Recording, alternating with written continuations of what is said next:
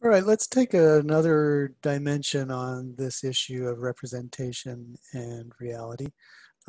This time, we're going to look at an aesthetic aspect of this debate, which is the aesthetic convention of realism. So now we're not talking about reality as a thing out there opposed to representation.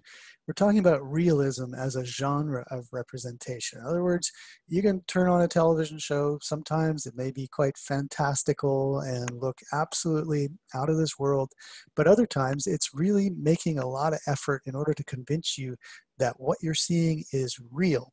And so just the way we wanted to avoid falling into the assumption that representation can simply mimic reality, we got to look at realism with some skepticism. So it helps rather than just to say, hey, yeah, this show is better because it's more real. You know, Oz is better than Orange is the New Black because it has a more realistic view of prisons. Instead, let's just consider it's all representation. Realism is, in the view of cultural studies, actually even more ideological potentially than any other form of representation because it's trying to invite you to forget that what you're seeing is artificial, is a kind of representation. Instead of saying, no, this you're watching something that is so realistic that it's got to be real, but it's not.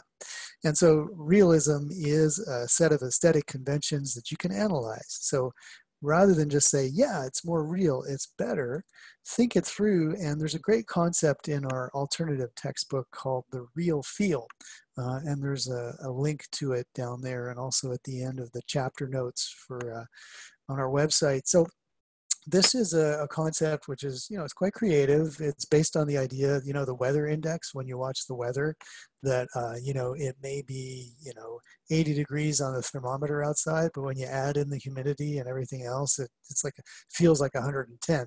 Well, in this case, the theoretician sort of said, well, what if we do this for realism? And so it's all representation for sure, but you add in a healthy dose of realism and people are going to think that this is a better show. It's more realistic. So try to evaluate the real feel. What is it exactly that is making you feel like this show is more real than another show about a similar topic?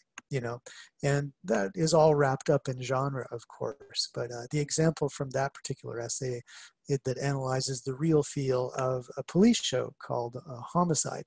And it details, many of the aspects of the show which made it feel more real than, Brooklyn Nine-Nine, for instance. So the way it's shot was shot like a documentary.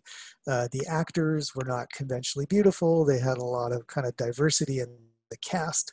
The relationships between them were not idealized. In fact, they were, often, catty and mean to each other, and their attitude towards the job was, somewhat less than dedicated sometimes, and so on and so forth. So there were a lot of reasons that the analyst could come up with as to why this show felt more real than another.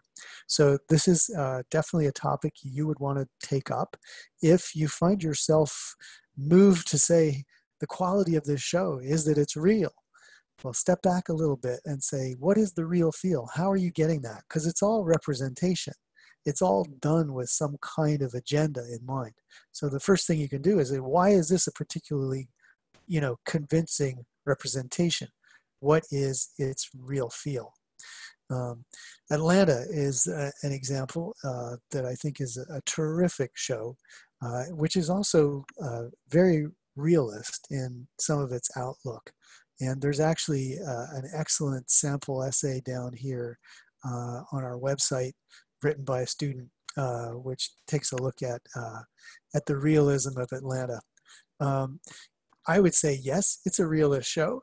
And there are also some really beautiful touches of what they call magic realism, which is where in the midst of a show which is largely realist, there are moments of um, that transcend reality and mysterious, sometimes beautiful, but definitely mysterious things happen very briefly and break the realism of the show. And then otherwise you get back into a show which is really quite bleakly realist about the lives that Earn and Paperboy and their crew have. So definitely interesting to take a look at the real feel of a show. Okay, what do we got coming up? So some questions that you could ask about representation and reality are there. So this is in order. I mean, I'm always trying to help you get a new angle on the show that you want to write about. So there are some questions there. Now let's get on to another topic and let's make another video out of this.